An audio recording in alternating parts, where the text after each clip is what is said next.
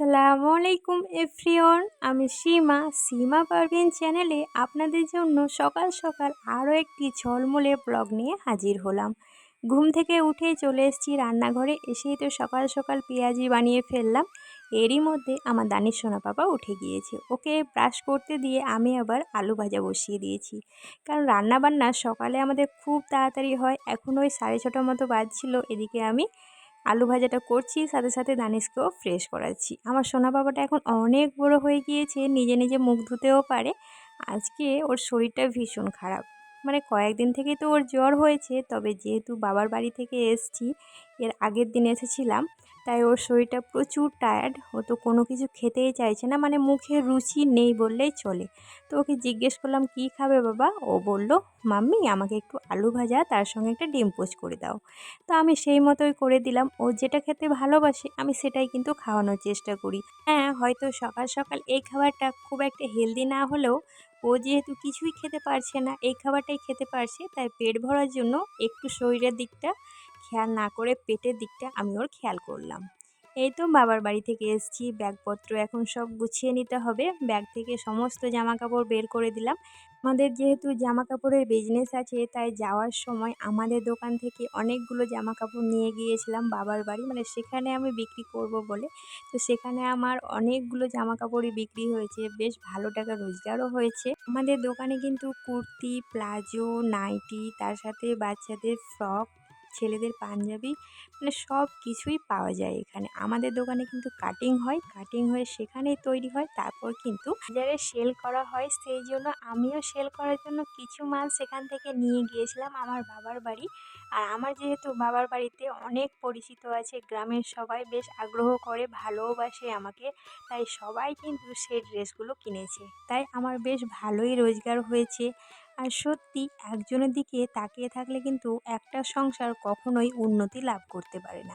যদিও বা উন্নতি লাভ করে, তবে যার ওপরে আমরা ভরসা করে থাকি সেই মানুষটার ওপরে কতটা যে প্রেশার পড়ে, কতটা যে চাপ পড়ে, শুধু সেই মানুষটাই জানে। তাই ছোট হলেও, অল্প হলেও আমি কিন্তু এখন রোজগার করার চেষ্টা করছি। আর আমি তো সেলাইয়ের কাজটাও শিখেছি, একটু একটু করে আমি সেলাইও করছি। এখান থেকেও আমার কিছু রোজগার হচ্ছে। একটু হলেও আমি আমার হাজব্যান্ডকে রিল্যাক্স ফিল করানোর চেষ্টা করছি। এখনকার বাজারে যা জিনিসপত্রের দাম, তারপর বাচ্চাদের পড়াশোনা, আর এখনকার বাচ্চাদের পড়াশোনা সে তো এলাহি ব্যাপার, তার সঙ্গে খাওয়া দাওয়া তো চলতেই আছে। এত কিছু কিন্তু একজনের পক্ষে ম্যানেজ করা অসম্ভব আমাদের মতো মধ্যবিত্ত পরিবারে। তবে আমার হাজব্যান্ড কিন্তু আমাকে কখনো জোর করে না, বা ও কিন্তু আমাকে কাজ করতে বারণই করে। তবুও আমার অনেক চেষ্টা যে এটা বিজনেস করব, ওইটা বিজনেস করব, তবে সব কিছু ভাবলেই তো হয়ে যায় না, বা সব কিছু চাইলেই তো পাওয়া যায় না। আল্লাহ তাআলা যখন আমাদেরকে করাবেন তখনই কিন্তু করতে পারবো। আলহামদুলিল্লাহ, আমি ছোট ছোট করে একটু হলেও আজকে রোজগার করতে পেরেছি। আমার কিন্তু ভীষণ ভালো লাগছে যে একটু হলেও নিজে তো কিছু রোজগার করতে পেরেছি। সে আমি 500 টাকায় বাড়ি বা 5,000 টাকায়, কিন্তু সেটা তো আমার নিজের রোজগার। আমি যদি নিজে রোজগার করি, আমার হাত খরচের টাকাটা তো আমার হাজব্যান্ডের কাছ থেকে আমাকে চাইতে হবে না। একটু একটু করে আমার জীবনের অনেক গল্পই আপনাদের মাঝে শেয়ার করে ফেললাম। আমারও খুব ইচ্ছে করছিল যে আপনাদের মাঝে আমি প্রত্যেক দিন ভিডিও শেয়ার করি, তো আমার একটু সফলতার গল্পটা আপনাদের মাঝে শেয়ার করি। মানে সফলতা বলতে এই প্রথমবার জীবনে কিছু আর্ন করতে পেরেছি, সেটাই আপনাদের মাঝে শেয়ার করলাম। আজকে আমি সকাল সকাল আচার বানিয়েছিলাম, এটা মিষ্টি আচার।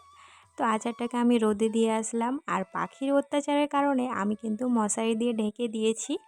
এবার চলে এসেছি নিচে। আজকে কিন্তু প্রচণ্ড পরিমাণে রোদ, তার সাথে প্রচণ্ড গরম।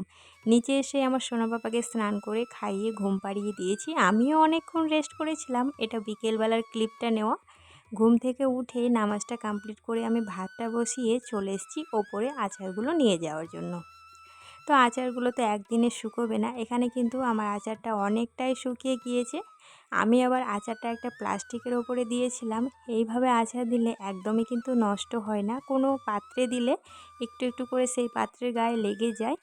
এসে দেখি যে আমার ড্রাগন গাছে তো অনেকগুলো ড্রাগন ফল ধরেছে। আমার ড্রাগন গাছটা কিন্তু ভীষণ ভালো, যখন ড্রাগন গাছটার বয়স 18 মাস সেই দিনই কিন্তু ফল হয়েছিল। আর একটা দুটো নয়, যখনই হয় 10টা 12টা। এবার তো দেখলাম অনেকগুলোই ধরেছে, তবে দুঃখের বিষয় কী জানেন, আমার গাছের গোড়াটাই পচে গিয়েছে। তবুও এখন ধরছে, জানি না কতদিনও ফল দিতে পারবে। ড্রাগন ফল খেতে কিন্তু আমার ভীষণ ভালো লাগে। দেখলাম একটা ফল পেকেও গিয়েছে। আমার ড্রাগন গাছটার বয়স কিন্তু মোটামুটি ওই 3.5 বছর হলো। এখন কারোর ছাদেই এই ড্রাগন গাছটা ছিল না। আমি কিন্তু ইউটিউবে ভিডিও দেখতাম, সেই ভিডিও দেখেই খুব ইচ্ছে হয়েছিল ড্রাগন গাছ লাগানো, তাই দানিশের পাপাকে দিয়ে আনিয়েছিলাম।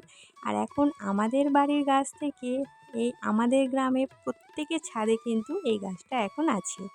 আমি এবার চলে যাচ্ছি নিচে, এসে দেখলাম আমার সোনা পাপা উঠে গিয়েছে, ওকে একটু ফ্রেশ করিয়ে একটা আপেল খেতে দিলাম। ও এদিকে আপেল খাচ্ছে, এরই মধ্যে দেখি আকাশের অবস্থা ভীষণ খারাপ, ঘন অন্ধকারে ছেয়ে গিয়েছে।